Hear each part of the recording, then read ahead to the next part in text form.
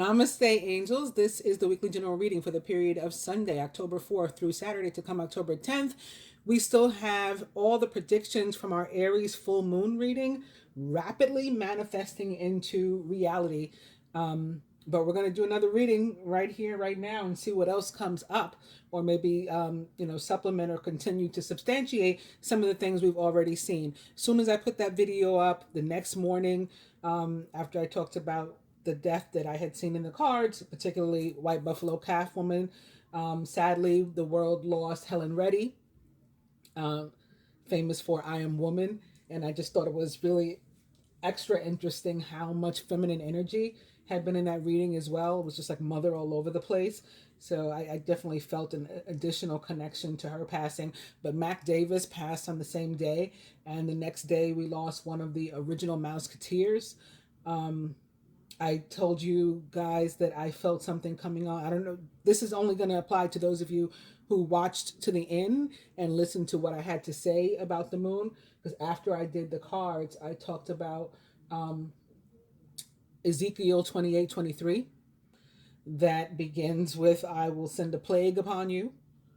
And I said that I saw this coming during the period too. And sure enough, the president, the so-called president, has used the word plague himself. In one of his tweets today, he thanked the doctors for helping him to get through this plague that he is experiencing. And I specifically used the words plague from the quote from the scriptures in my discussion as well. Ezekiel 28:23. You can look it up or do listen to the full moon reading. And there's been happier stuff that's been manifesting too. It's all happening very, very quickly. People are receiving contact from exes and deciding what they're going to do, feeling overwhelmed that they're all suddenly so loved and all that kind of stuff. So it's really, really an exciting time for divine beings, and looking forward to see what messages come out now. So let's get started, beginning with buy shoes, try again, and stay in bed. Spirit says spend money, romantic dinner, and try again. Moving on to the cards, I'm using the Universal Tarot, which has the traditional Rider-Waite images, but I had plans or meant to do Sagittarius's zodiacal reading next on my list, and I had already shuffled their cards and ended up with the World in my fortune reading cards and the World in reverse in my Rider-Waite cards. So then I was like, oh, but I want to do the general reading now. Like, I changed my mind, and I said, well, I don't want to reshuffle their cards. Like, those are their cards. So using these, you can see they're pretty much the same images, but it's just like they're illustrated a little bit differently. The colors, the tones in the cards are a little bit different too. So this is the Four of Cups in reverse, and this card is saying that it's just time to get up and go. Especially like if you've been sitting around and maybe wallowing in self-pity and, oh, woe is me, things aren't going my way, nothing good ever happens to me, or maybe just having experienced some sort of disappointment and trying to get through that and recover, perhaps even illness, and trying to get through that and recover and get your strength back. And now it's like, when you, even when you're not well, or when you've maybe broken a limb or something, and you've had to stay off your foot, or even sprained an ankle or something, it's like, stay off your foot. And then you finally have that day where it's like, oh, screw this, I gotta get back outside. Like, I can't take it anymore, I'm gonna go stir crazy. And you just decide it's time for me to take some sort of action. I got to get up and go. That's the energy of the Four of Cups. And it can apply to just about any area of your life. You want to look at it in terms of love, although this is the general reading. A lot of people like to hear like what things mean for love.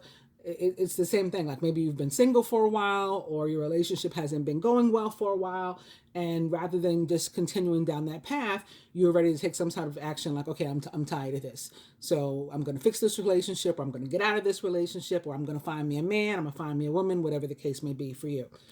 The next card, okay, there you go. The next card is a card of action. Wands are all about movement, and knights for me are about action. Like pages bring news, and then these put the news to work in the form of some sort of action.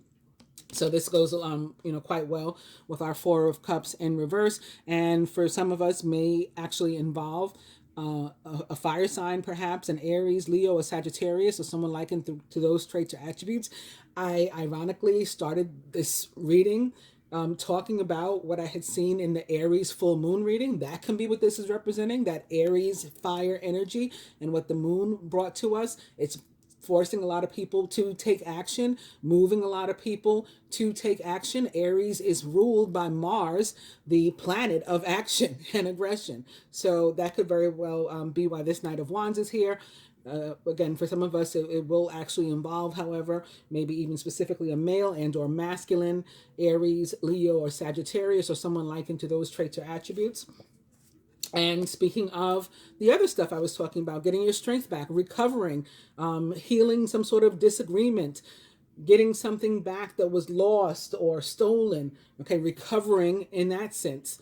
Recovering, what was missing from you, from your life. This can be working out issues with another party or something like that. Negotiations, collaboration. This is, of course, Major Arcana card 14, Temperance, which represents in the tarot the sign of Sagittarius, who may be who this Knight of Wands is.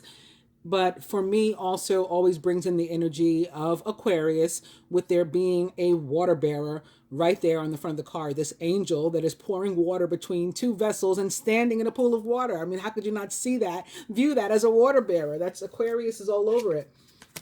And the next card is the King of Wands, also in reverse. So we'll get started and shuffle these now in front of everybody, beginning with the Queen of Cups in reverse. Potentially a Cancer, Scorpio, or Pisces, or someone likened to those traits or attributes. There's our Four of Cups again. Nine of Cups, all right. Prayers being answered, wishes being granted, dreams coming true. Nine of Cups. Ace of Wands, there's that new opportunity that we're taking action toward. Could again be representing Mars himself, giving us a brand new opportunity. Maybe with a King of Cups who is ready to risk it all and do whatever he has to do to be happy and to accomplish what he wants to accomplish, find love or recapture love, deepen his relationship, run off and get married. This is, he's romantic, right? This is the King of Cups. So I don't know why I was made to look at that, or it could be involving a King of Pentacles, or maybe a King of Pentacles who's feeling King of Cups in reverses. King of Pentacles may be a Taurus, Virgo, or Capricorn, or someone likened to those traits or attributes. Could also be connected to the planet Mercury, ruler of the sign of Virgo, which is currently located in Scorpio. And opening to an Ace of Cups. So again, that new emotionally fulfilling event. Again, maybe recapturing love, maybe starting a new relationship, getting a new home, having a baby, getting married, all kinds of, whatever would be emotionally fulfilling. It could even be connected to career and work, right? A job that makes you happy. Like there are some people that are actually happy where they work. They get emotional fulfillment out of what they do. Maybe they're in some sort of service job, service to humanity. And it can also be about getting over a heartache. So remember Temperance and recovering from something that occurred in your life. Maybe after recovering over that, there is something better for you. After some sort of loss or difficulty, challenge, separation, breakup, there is something new awaiting you. On that note, let's go ahead and cut.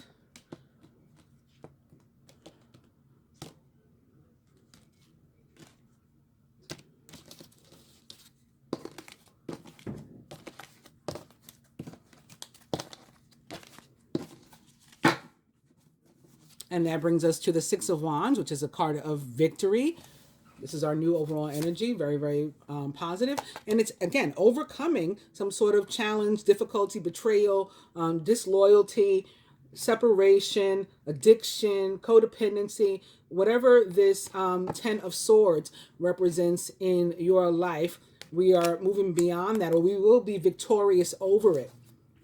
Overcome that situation, overcome that addiction, overcome that loss. All right, let me get the stands.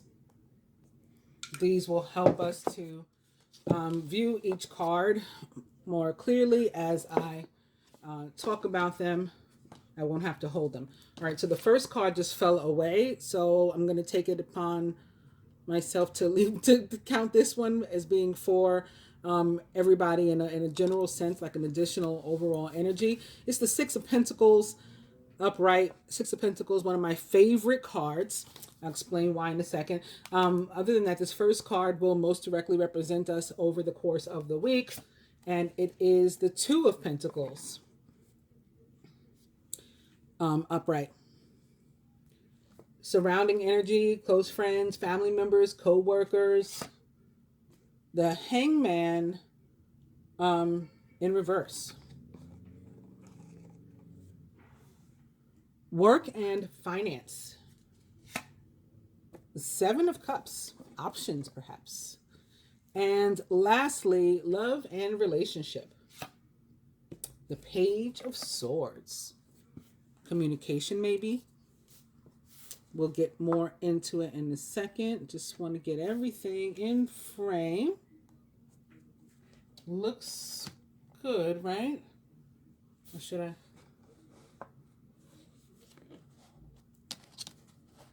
Oh, look. I talked about the word. See, everything happens for a reason. You guys can't see it. So let me move this like this. I talked about the world, the reason I'm even using these cards. So I guess I was meant to push the cards all over the table like that so that this would reveal itself and we'd also share the world with each other. All right, looks good. All right, I think I first want to talk about the fact that we have two sixes, the one that came out by accident and the one that is our actual overall energy, the Six of Pentacles and the Six of Wands. So sixes are all about equity, equality, love. That's why they represent the lovers in the tarot. And mother, Venus, and other forms of mother, also represented by the number 6. But in this case, we're talking about Venus, ruler of the sign of Gemini, among others, like Leo, Libra, rather, not Leo. I don't know why Leo came out, so keep that in mind. Maybe that'll pop up somewhere later in the reading. Libra and Taurus. So I pointed out Gemini first because, of course, the lovers represents the sign of Gemini most directly. So this card, like I said, is one of my favorites, and it is because it is so Venus, and I feel like I can see all three of the signs that she rules in here. The Libra, here go the scales of balance or justice. The Taurus, here go the Pentacles, and especially like in the Rider-Waite, as well as in the Angel Tarot, you can also see like what looks like scattered energy in the back that always represents the Gemini for me.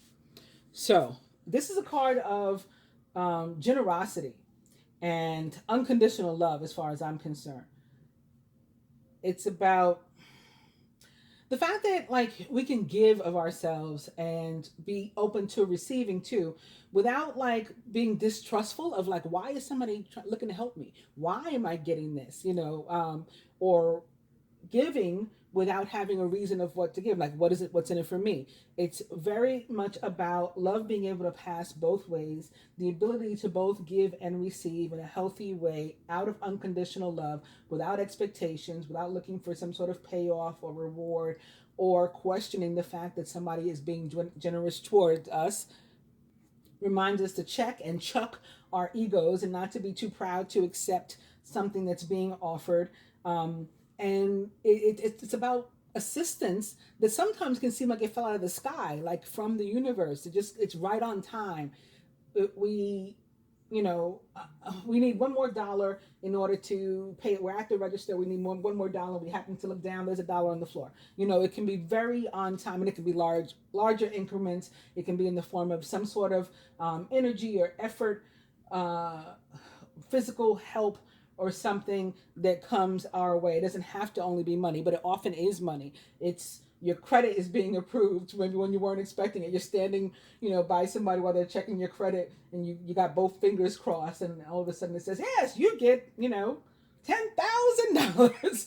And it just seemed like it came out of the sky. It's the universe blessing you, probably in response to some sort of previous good, gesture that you yourself did, or series of gestures, paying it forward. It's very much important, also, that when we are blessed, it doesn't have to be in the same way that we were blessed, but when we are blessed, that we do our best to be a blessing as well when we see this card. Similarly, the Six of Wands can be about rewards, awards, recognition. It's a card of victory, happiness, celebration. It means that we're about to see some sort of reward and results for our efforts, for our hard work. So whereas this one can be about something that seemingly fell out of the sky, this one is typically in response to something that you've done. It can be telling you that you deserve a break, that you have earned a break. And similarly, in terms of love and relationship, it can be about, earning some sort of progress or success in that area too. I guess think like the weekend, right? You earned it. So moving on to the world. The world for me is about, it's very similar to the Tower. And it is an energy for me that when I pick up the card, it feels like fire. It's usually turns out to be attached to something related to an energy of fire as well. Like I'll say that, and then next thing you know, we'll see like the Ace of Wands or the Knight of Wands, which we've already seen, or the Six of Wands, which we're dealing with right now. It's Jupiter. It is Mars that is pushing us forward, a very karmic energy. And that's true, at least in my opinion, of the major arcana cards in general. Like they represent karmic energy, and the minor is sort of energies over which we have more control, right? So it's when the universe is stepping in to ease you out of a situation.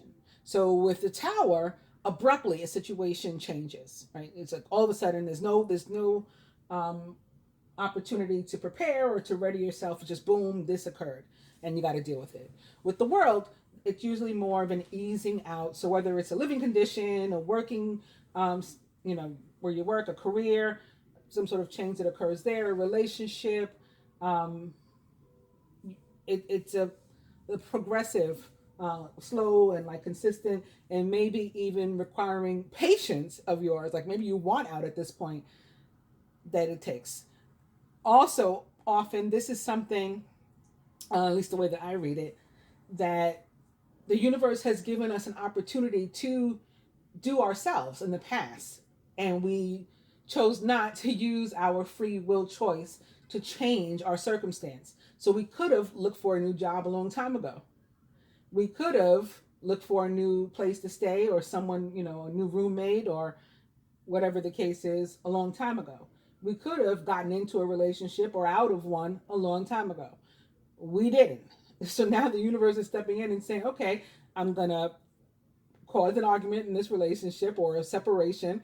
I'm going to send this person off, relocate them, and you're going to have to deal with that change in your relationship. I'm going to lay off everybody at this company, so you're going to have to find a new job now.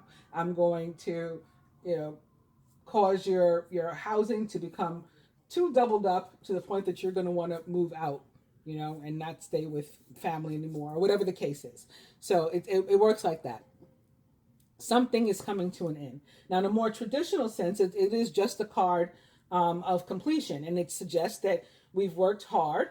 And in this case, based on the Six of Pentacles and the Six of Wands also being here, I'd say that this is something that this end, or this completion that we're reaching, is something that we really want, at least at this point, and we have earned it. So it's the universe rewarding you with this completion, karmic completion. And if you haven't yet finished it, over this week, you should either come to a completion or realize that if you're feeling Like you don't have it in you anymore to continue to work at this thing anymore. You can't wait anymore. That you're almost to the finish line and to, chill out and relax. So moving on to the Two of Pentacles, it can mean that we have too many things that on which we're trying to focus, maybe tied to this completion, or this work that we've been doing, and we really got to, it's not like the best time to multitask. Like multitasking isn't your friend necessarily this week. So if there's a way to cut down on some of the things that you're doing or that you're focusing on, you should, in order to allow yourself to focus on like a priority or maybe two priorities, but probably not more than that. And it's very possible that our financial situation needs to be more balanced, with this card coming up too. So we got to pay attention in that area. Between this and again, there's more pentacles here, and then we have the cups over the work and finance. So yeah, it's going to apply that way for some of us. For others, it can be about, the fact that we're some sort of juggling between like work and play and the need to nurture ourselves better, and or an earthly decision or a decision about an earthly matter that we're having to make. Love and relationship, we could be finding that we're having trouble, having the energy and or time in our schedule for each other, for our relationship. That may be what leads to a mild disagreement, with the Page of Swords showing up down there, in the position of love and relationship. It could have to do with maybe one of us works too much, or the fact if we're single even. We could be conflicted about why we're still single and we want so badly to meet somebody. But maybe it's because you were single, you threw yourself into your work, and so now it's like you're never around to meet anybody. You don't hang out, you don't get out, you never have any time. When people try to spend time with you, it's like, oh, I brought work home. Oh, I have a work thing. I have an event. So you got to make time for a relationship if you really want one. Moving on to the Hangman in reverse, this could be tied to the Four of Cups in reverse, with which we started. Remember, that was about wanting to move on or get going, and sort of you're over something, or you're over with what you've been dealing, and you're ready to like get back into life. The Hangman in reverse can be about the need to let go of some sort of outdated mentality or ideology, mindset, or to let go of a situation or a friendship, a relationship, a romantic situation, whatever. It's time to like move on from that. And the Four of Cups indicates we probably have already thought it through and thought about doing this. They do share the same element, so to speak. The Hangman represents the sign of Pisces most directly in the tarot, so it does very much connect with those cups. And so there could be something, again, surrounding us, whether it is a relationship or a circumstance, or some sort of ideology or belief system, or something that has been holding us back. We're ready to let go of that and again get back into life, a la Four of Cups in reverse. So moving on to the Seven of Cups, if this thing that we're trying to get up, that we're ready to jump into, is work related, if it's a business or work situation or deal that seems too good to be true, it probably is. Seven of Cups in this placement, work and finance, warns us to be mindful and to watch like where we put our money and in whom we put our trust, and in what we invest, whether that is investing financially or investing energetically, spiritually, emotionally, trusting people. Just be careful. It also can be a very positive omen in relation to work, though, and making like really great process and progress and strides in your work. But if you are in a field that requires like a lot of like business, analytical stuff, mathematical stuff, maybe you're in finance or something like that, then for those people, I'm like torn between saying us and those people, because my background is actually accounting myself. For those people, it could be a warning that we're spending too much time like with our head in the clouds and we need to get refocused on our work. Lastly, love and relationships. The Page of Swords, again, may be a Gemini, Libra, Aquarius, or someone likened to those traits or attributes in your life, and can be about mild conflict or a need for communication, or to really apply some logic to a situation in order to figure it out and think it through. It warns us to know, like, when to, nudge or push a little bit, and when to back off. Um, if your partner or you may need some space, maybe because of whatever it is you're dealing with in terms of the world, may need a break, and you should allow that. Whether it's you're the one that needs the break, or because you're juggling too much, or again, you're dealing with a world sort of situation, karmic completion, or they do, allow yourselves and your relationship that space. The fights, let me use a better word, the arguments, discussions, debates that could arise with the Page of Swords are often not even worth having, honestly. And they can be petty things that pop off because of being on edge. And you may say something that ends up cutting like a knife, or they may end up doing that to you. So if you're able to have like respectful discussions with each other, then that's always worth it, right? But if you feel that something may go left, just take a break, and or allow your partner a break. And if you're single and you're just feeling this way, again, stressed out about your relationship, then there's a need to apply logic to your situation and perhaps realize, oh, the reason I can't meet anybody is because I never go anywhere to meet anyone. I'm always at work, and I'm not trying to meet nobody at work. So I got to put some of this, work down and maybe spend some time where I could make a friend or get online or something like that. With the energy of Aquarius, which is also represented by these swords, could guide you towards some online dating or chatting or something where you can make friends and potential love connections that way. So now I'm going to supplement these cards with my new deck. Some of you may have seen I did the unboxing of a gift of oracle cards that I received from one of my clients, Erin C., also known as Blue Gypsy, and I'm going to use those to supplement these cards now. All right, so they are the Work Your Light oracle cards. I have shuffled them in advance. I will shuffle them. Another card just fell away. I will shuffle them some more in front of everybody.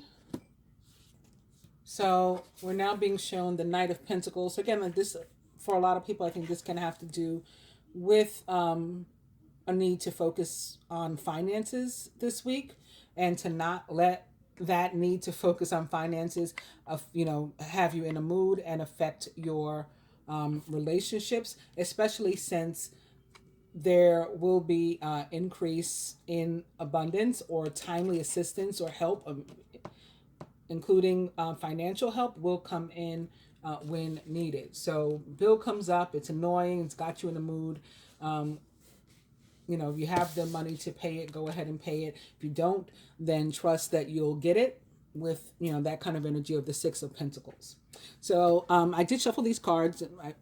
When I did the unboxing, they were in order because I, again, opened it on screen. So we went through all the cards, and since then I've shuffled them quite a few times and cut them and stuff. And now we're beginning with the Inner Temple, Devotion. Tune into the portal of your heart. And this is, there's a two here. There's two people here. So I'm very much connecting it with our card, the Two of Pentacles. And I think this tune in is saying focus, right, on your priorities. And the same thing is going here. So I think we're going to pick one or two things that it's in our heart to do this week and focus on that. And it's probably going to be somehow connected to our financial life. Opening first to yes, just say yes. Or this could also be confirmation to what I was just saying. It's connected to our financial life for the most part. Yes, yes it is. I didn't check to see what was behind here, if it was also upright before I shuffle. It's not. So I will shuffle.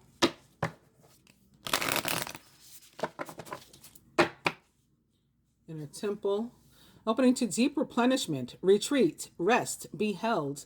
This is very temperance like. Remember the recovery, the restoration, the collaboration and negotiation and working out of differences that some of us will experience this week, I think goes along with this.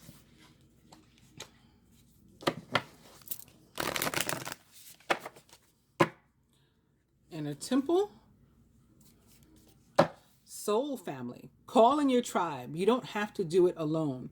So if you feel like you're like struggling through something alone, that could be the form of assistance that you receive, a shoulder, to lean on, an ear to listen or something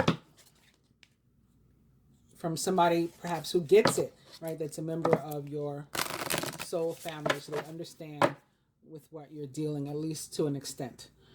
And trust the niggle.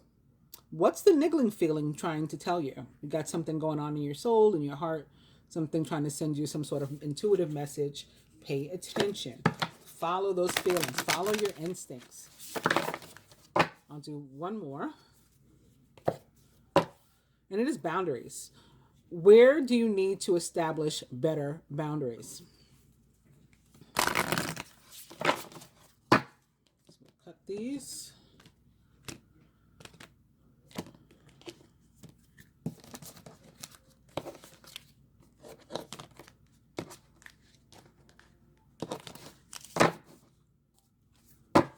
That brings us to a new overall energy of keepers of the earth. You're not alone. Ancient ancestors stand beside you. This was a tremendous message of that same fire moon, Aries full moon reading that I did the other day too, the ancestors. As were the weekly general and love reading. The ancestors just came up all week. The next card is releasing soul patterns, contracts, and past lives. Some sort of karmic completion could definitely be attached to the world. And the next card is the same card that was upside down behind the card with which we started. And it's Imrama. Where are you being called to journey to? Okay. So I'm going to pull 4 to supplement these. The card most directly representing us this week from this oracle deck will be, or is, Anna, grandmother of Jesus, seeding the light, laying foundations, divine plan. So that goes really good, really well with this Pentacles energy, talking about seeding the light, laying the foundations. This is all about planting seeds and then growing. It is the earth energy, and earth signs are all about the plan. Like they don't do anything without making a plan first, and then they see it out that way. That's why the Knight of Pentacles is the only knight in the tarot known to always reach his goal and finish what it is he planned to do, because they, earth signs, come with this sort of energy that is all about dedication, right, to seeing something through, to seeing the plan through. So again, focus, pick 2 things or 2 things at the most to focus on, to plan out, and then see those through to the end.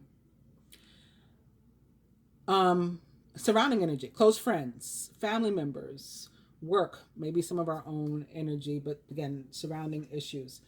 Supplementing the Hangman, it is yes. Just say yes. So I think even if there's a yes or no question that we end up pondering in this regard, then we are guided to say yes. If there is something that we're trying to figure out whether or not we should let it go, again, a la Hangman reverse, the answer is yes. Work and finance, supplementing the 7 of Cups. Pleiades, double mission, channeling and uplifting humanity. Some of us may want to get into work that, again, aligns with our purpose. and is emotionally fulfilling because it aligns with our purpose, and we are somehow uplifting humanity through what we're doing. So if that's not the case at your actual job, maybe there's something you can get into on the side, or you considering your own business. Start at home, if you need to. Moonlighting, as they say. So don't leave your job, don't lose your source of income, but get into something else that makes you feel good, or makes you feel like you're fulfilling your divine purpose. And lastly, love and relationship with the Page of Swords. The card is protection. Call back your power. Cut the cords. Maybe use the sword, the Page of Swords sword, to cut cords to something. And soul retrieval. Call back your power could be, again, deciding to fall back and not get into an argument that's going to take you left. So, I give up. Good energy. Do I want to do advice now? I guess so. Let me give myself some room too. So I'll quickly do this.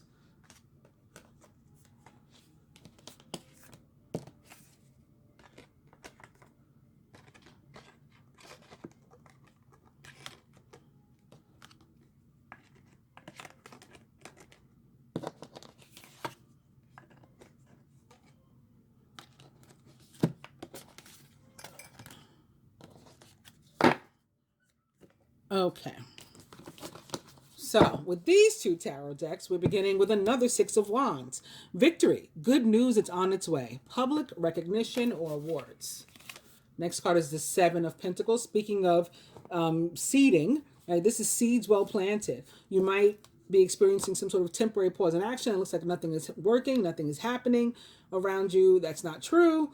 So any worry is unnecessary. Like I said, if a bill pops up, you don't know how you're going to pay it because you haven't experienced this victory and success yet, this promotion, this raise, this increase.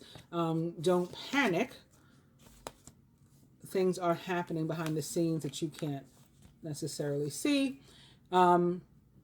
Next card upright is Major Arcana card 9, the Moon. I'm looking here and reading this card. The Hermit, rather. Take time for contemplation, to retreat and to go within. Be a beacon for others on their path to spiritual enlightenment. The Hermit most directly represents the sign of Virgo. So we're still dealing with that element of Pentacles and perhaps the planet Mercury, as we talked about before. All about maybe introspection or helping somebody else to come to some sort of clarity. The Moon, which most directly represents the sign of Pisces in the tarot, but actually the Moon rules the sign of Cancer. Important psychic insights, events behind the scenes, release fears that hold you back. This is any intuitive guidance that you receive, even if you don't understand necessarily why or what the ultimate goal is in following it. You're guided to follow it nonetheless, to let go of any fear that would prevent you from following it and move forward. The Knight of Swords, intelligent, decisive, idealistic, and tireless. Events that occur with great speed. Take time to carefully review your options so you can come up with creative solutions. Knight of Swords, often about a decision that we're having to make. I keep opening to this page of water. That's what I was noticing before. Decision that we're having to make, or that we're awaiting, an answer from somebody else so that maybe we can decide after that what our next steps are. Major Arcana card 13, release or death. It's the end of a phase or situation, similar to what the world told us. Could be about spiritual transformation, ascension, maybe. Like with the karmic completion, now we grow spiritually and we ascend further into a deeper vibration. Whatever the case is, it is time to move on and, to new energy, a new phase. And putting death right on top of judgment, which also represents the planet Pluto in the sign of Scorpio. And last but not least of the upright cards, it is the Knight of Pentacles, about whom I was just talking. Loyal, dedicated, honorable, and kind. It's time to buckle down and get things done. Honor your commitments, those priorities. And you have a guardian angel to help you through. You're not alone. All right, let's mix these up a little bit too.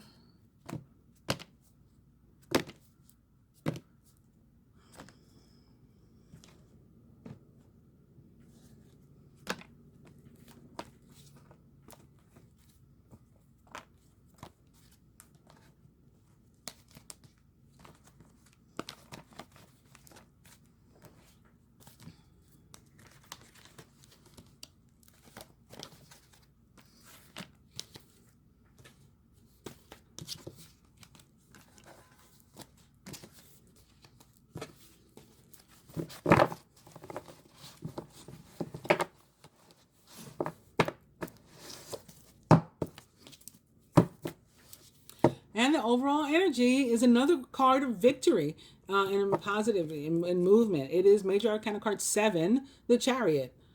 An important achievement, self-discipline and willpower, public recognition. Chariot most directly represents the sign of Cancer in the tarot. It is about success. It is about victory. It is about movement. It can be about moving. It can be about travel, modes of transportation, planes, trains, automobiles. It's always a forward-moving card, though. Like, so we're not going backward.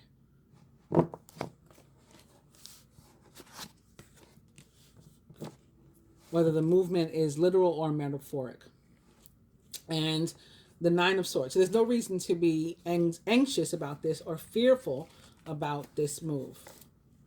Your worries and fears aren't real. They're fueled by focusing upon the negative, which gives power to that of which you're afraid. Stop worrying, let go of fear, and everything will be okay.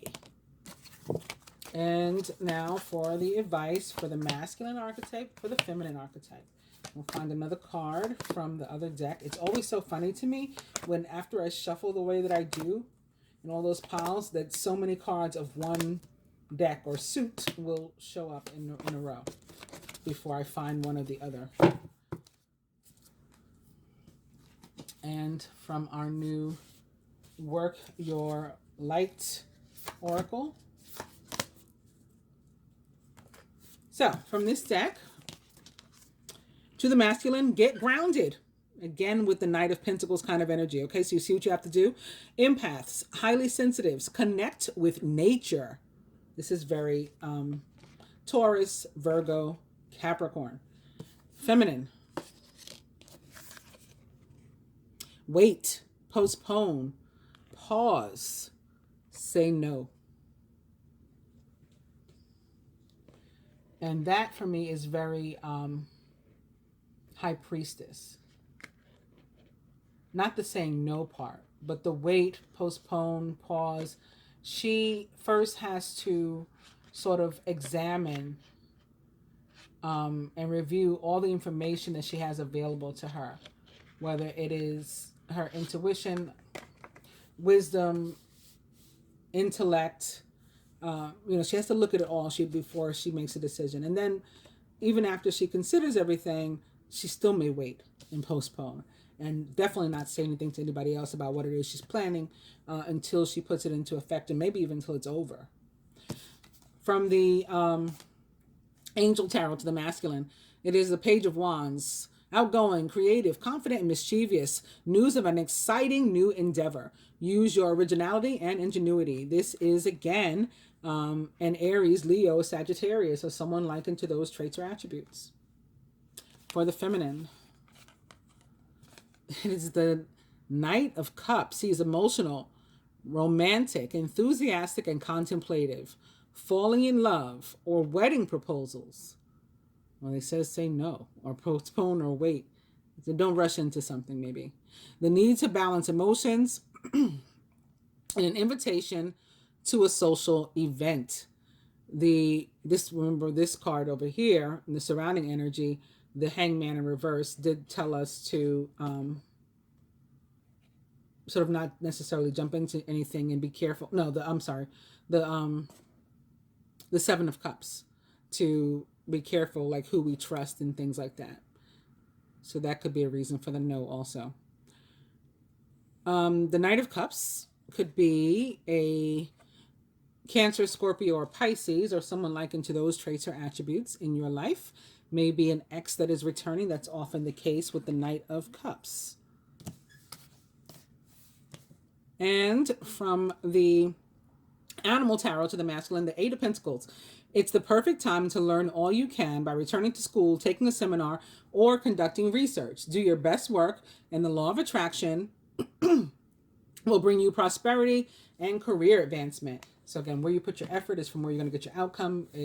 We already made a progression from the Seven of Pentacles, which we just saw a few moments ago, to now the Eight. And the other cards that we've been dealing with, the Six of Wands, the Chariot, these are all, again, success cards as a result of the work, the energy that we put in, we are receiving this kind of outcome. And lastly, for the feminine, very nice, the King of Cups. We got the Knight of Cups and the King of Cups. I wonder what the no is about. A trustworthy person or relationship enters your life. You may receive wise and compassionate advice from someone who speaks directly from the heart. This King of Cups, like the Knight, again, is a Cancer, Scorpio, or Pisces, or someone who like into those traits or attributes. As I was saying, I do, on a serious note, I do feel that this wait, postpone, no is more of a high priestess energy, and is not telling you necessarily to say no, but to think through, to review all the information you have around to you, available to you, before you ultimately make a decision, very possibly involving a Knight of Cups or a King of Cups, not necessarily a water sign. Thank you for those of you who would like to leave now. You just wanted to see the cards. I'm going to get into what's going on this week with those of you who remain. Please do like, share, subscribe, comment, all of that before you go. I do appreciate it. If you subscribe, hit both the subscribe button and the bell button. I have a lot of problems with YouTube. That will hopefully help you to receive notifications when I put up a new video. All right, so the rest of you, stick around and let's see what's going on this week. Okay, so speaking of Mother, this week on the Christian calendar, on the 7th of October, we have the Feast of Our Lady of the Rosary. So jump right into that, going to www.franciscanmedia.org. St. Pius V established this 73. The purpose was to thank God for the victory of Christians over the Turks at Lepanto. A victory. Look at all those cards of victory that we just saw. This is why I for years did this portion of the reading at the front, and then I switched it up. I don't even remember why I switched it up the one time. Oh, because I didn't really have anything to read that time. And so I was like, well, there's nothing to read, so I'll just go ahead and do the reading like this. And I've been doing this part at the end ever since. But the reason I used to do it in the beginning was so that we could see in the cards all the stuff that came out from the reading. I guess we can still do it this way. We're doing it in the reverse now. So anyway, all this victory was attributed to praying of the Rosary. Clement XI extended the feast to the Universal Church in 1716. So of course 1716 equals what? 6. I'll start to point all the sixes out, like I also mentioned at the beginning that sixes represented Mother. The development of the Rosary has a long history. First, a practice developed of praying 150 Our Fathers in imitation of the 150 Psalms. Of course, 150 also equals 6. Then there was a parallel practice of praying 150 Hail Marys. Soon, a mystery of Jesus' life was attached to each Hail Mary. Though Mary's giving of the Rosary to St. Dominic is recognized as a legend, the development of this prayer form owes much to the followers of St. Dominic. One of them, Alan de Roche, was known as, quote, the Apostle of the Rosary. He founded the first confraternity of the Rosary in the 15th century. 6. In the 16th century, the Rosary was developed to its present form, with the 15 or 6 mysteries, joyful, sorrowful, and glorious. In 2002 or 1111, Pope John Paul II added 5 mysteries of light to this devotion. The purpose of the Rosary is to help us to meditate on the great mysteries of our salvation. Pius XII called it a compendium of the gospel. The main focus is on Jesus, his birth, life, death, and resurrection. The Our Fathers remind us that Jesus' Father is the initiator of salvation. The Hail Marys remind us to join with Mary in contemplating these mysteries. They also make us aware that Mary was and is intimately joined with her Son in all mysteries of his earthly and heavenly existence. The Glory Bees remind us that the purpose of all life is the glory of the Trinity. The Rosary appeals to many. It is simple. The constant repetition of words helps to create an atmosphere in which to contemplate the mysteries of God. We sense that Jesus and Mary are with us in the joys and sorrows of life, and we grow in hope that God will bring us to share in the glory of Jesus and Mary forever. Speaking of the Our Father, I have to share this with you. So I say those three prayers several times a day, but certainly before I go to sleep, right? The Our Father, the Hail Mary, the Glory Be, every day. And I think I always have, like from childhood. But lately, when I do the Our Father, now those of you who are Catholic, you'll get this, especially if you're older, because they've changed the way that they do the masses. But if you're like my age or older, you'll remember this. So lately, when I say the Our Father, because I'm saying it in my head, obviously, all of a sudden I'll get like sidetracked and go into the priest's whole thing. So wait, let me see if I can do it now. Wait, Our Father who art in heaven, hallowed be thy name. Thy will be done on earth as it is in heaven. Give us this day our daily bread. Forgive us our trespasses. We forgive those who trespass against us. And lead us not into temptation. Yes, this is the part. Lead us not into temptation, but deliver us from evil. So when that part would come, the priest in the Catholic Church would say, "Deliver us, O Lord, from evil, and grant us peace in our day. Through your mercy, keep us. Deliver us, Lord, from every evil and grant us peace in our day. In your mercy, keep us free from sin and protect us from all anxiety as we wait in joyful hope for the coming of our Savior, Jesus Christ." And the people will respond, "For the kingdom, the power, and the glory are yours now and forever." And the priest would go back and, "Lord Jesus Christ, you came to your apostles, you said, I give you peace. My peace I give you. Look not on our sins, but on the faith of your church, and grant us the peace and unity of your kingdom where you live forever and ever.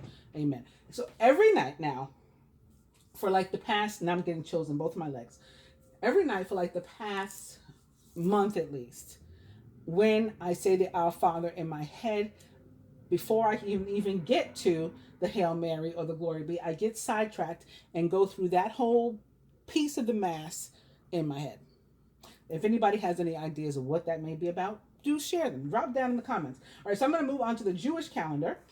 And we've talked last week about the start of Sukkot. Right, that started on the 3rd. And it continues all this week through the 10th, which is the last day for which this reading is.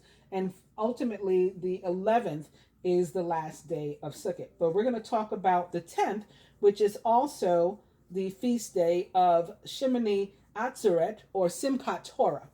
And for more on that, I've gone to www.shabbat.org. In short, this feast day begins in the evening on October 9th and concludes after nightfall on October 11th. The holiday of Sukkot is followed by an independent holiday called Shemini Atzeret. In Israel, this is a one-day holiday. In the diaspora, it's a two-day holiday, and the second day is known as Simchat Torah. This holiday is characterized by utterly unbridled joy, which reaches its climax on Simchat Torah. And these cards here definitely represent unbridled joy for me. So it could be something really good going on with the feminine. And maybe if we do want to consider the no part of that card that says pause and all that, it can be like, no, like don't get ahead of yourself. Don't push too fast. Don't move too fast. And that would make sense with the Chariot as well. So the unbridled joy reaches its climax on Simchat Torah when we celebrate the conclusion. So this is like the energy of the world, the conclusion, the end of a phase. And we restart. So it's kind of like death too. And we restart. It's the annual Torah reading cycle. These 2 days constitute a major holiday, Yom Tov, when most forms of work are prohibited. On the preceding nights, women and girls light candles, reciting them and reciting the appropriate blessings. And we enjoy nightly and daily festive meals accompanied by Kiddush. Kiddush is like a cup of wine. They say the prayers like over a cup of wine when they do this. Anyway, we don't go to work, drive, write, or switch on or off electric devices. We are permitted to cook and to carry outdoors unless it's also Shabbat, which is the Sabbath day, where we pause, we take a rest, we put some things down and only focus on one or two priorities. The first day, Shemini Atzeret, features the prayer for rain, officially commemorating the start of the Mediterranean or Israeli rainy season, and the Yizkor prayer, supplicating God to remember the souls of the departed. So it's kind of like an All Souls Day on the Jewish calendar. Our All Souls Day on the Christian calendar is at the end of the month, or actually the beginning of November. And All Souls Day is November 2nd. We no longer take the four kinds, and we no longer mention Sukkot in the day's prayers in the diaspora. However, we do still eat the sukkah, which is, or eat in the sukkah rather. You don't eat the sukkah. The sukkah is the tent. The sukkah is the tent. Yeah, but without reciting the blessing in it. So they don't do the blessing in it. The highlight of the second day, Simchat Torah, or the joy of the Torah, is the Hakafat, which is like a dancing procession that they do with the scrolls of the Torah. And that's held on both the evening and the morning of Simchat Torah, in which they march around and dance with the Torah scrolls. Oh, okay. If I had just been patient, they were going to tell it. I didn't have to tell y'all what it meant. Around the reading table in the synagogue. In many synagogues, Hakafat are conducted also on the eve of Shemini Atzeret. On this joyous day, when we conclude the Torah, it is customary for every man to take part in the celebration by receiving an aliyah, like the singer Aliyah, and that's the honor of being called up to recite one of the blessings over the Torah. The children, too, receive aliyah. After the final aliyah of the Torah, we immediately begin a new cycle from the beginning of Genesis, or from a second Torah scroll. This is because as soon as we conclude studying the Torah, God's infinite wisdom on one level, we immediately start again, this time to discover new and loftier interpretations. In the land of Israel, the celebration and customs of these 2 days are compressed into one day. So it's interesting because they were talking about like rereading the Torah to understand it in a new way. Yesterday was Nat Turner's birthday. And I don't know if you guys all know who that is, but Nat Turner was a slave who led an uprising to help to free the people. I mean, ultimately wasn't successful, but he killed a lot of slave owners and masters in the process. He was a minister. He was a preacher. And he'd read the Bible and knew the Bible front and back and around and all that kind of stuff. But it took for him to reread it and to come to a new understanding in order to realize that he was being called to lead this uprising. So I was just reminded of that when I read this about the new and loftier interpretations, because again, his birthday was just yesterday. And this weekend, actually, speaking of slaves and abolitionists, John Brown, who was also a really fearless abolitionist. I thought there was going to be a movie about him, but it turns out it's a series on Showtime. For those of you who have Showtime, I think that starts tonight, called the good. Oh goodness, I don't know. It's the good something. Wait. The Good Lord Bird, and Ethan Hawke stars as John Brown. So I'm expecting it to be really, really good. It's gotten really good reviews, but I've been excited about it ever since I heard that it was even being produced, because John Brown is like one of my favorite all-time heroes. All right, anyway, moving on from that, last but not least, on the celestial calendar, Pluto goes direct this week on the first day for which this reading is at 9:33 a.m. Pluto, the ruler of the sign of Scorpio, the King of Cups and the Knight of Water, and the Death card, which we also saw, and the Judgment card, which we also saw. All that energy attributed to Pluto. It goes direct after being retrograde for quite some time in the sign of Capricorn. So 22 degrees Capricorn it will be when it goes direct, 13 or 4 or 11, or master number 22.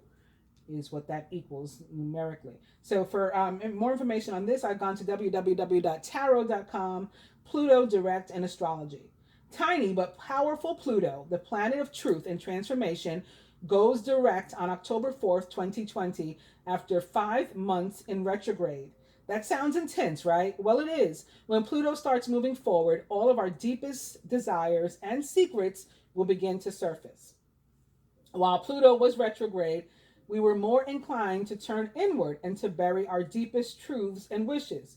But Pluto direct is like a green light to confront the darkest parts of ourselves and others. This isn't a negative thing, but rather it's a way of bringing truth out into the light so that it can be dealt with.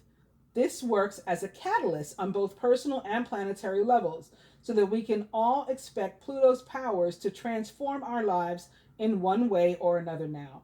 If you've been reassessing relationships or other areas of your life during Pluto retrograde, it's now time to stop thinking about making those changes and to truly take action. Remember, I said the pages bring news, information, and then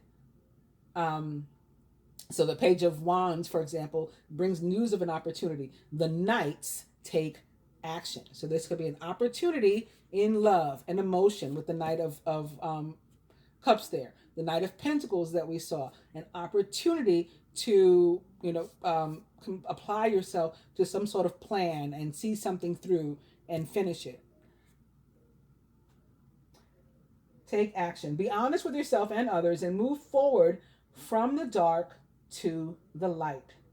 And this also may be why we're seeing those two knights in particular. I mean, we also saw the Knight of Swords. Again, the Knight of Swords could be representing Mercury, which is currently located in Scorpio, but Scorpio's own ruler, the Pluto, is what goes direct in Capricorn. So that could explain the cups and the pentacles that we've also seen. And that rounds out our week. This week is about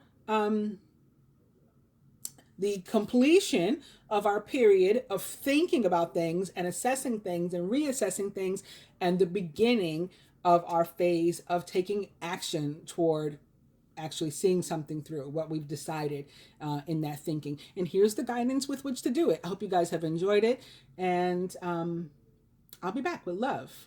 Do like, share, subscribe, comment, all of that. I do appreciate it. If you don't do any of it, but you were here watching, I appreciate that too. I thank you. Namaste.